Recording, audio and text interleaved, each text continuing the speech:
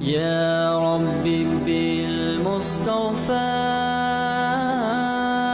بلغ. Ангелы совершают дуа за верующих, чтобы они были защищены от зла и встретились с добром. Наш Всевышний Господь так сообщает об этом. Ангелы прославляют своего Господа, восхваляя Его. Они веруют в Него и просят о прощении грехов верующих. О наш Господь! Твое знание и милость объемлют всякую вещь.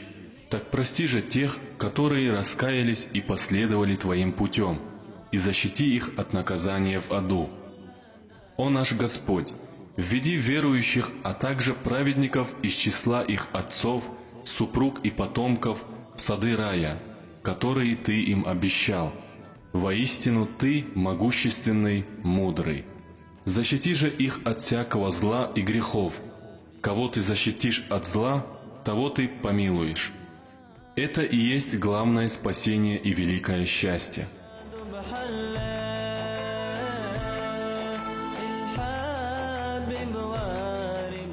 Наш любимый пророк, да благословит его Аллах и приветствует, хотел, чтобы при каждом случае мы совершали дуа. Он сообщил нам радостную весть о том, что в ответ на все наши мольбы ангелы говорят «Аминь». И советовал нам, чтобы мы в наших дуа просили Аллаха о хорошем и добром.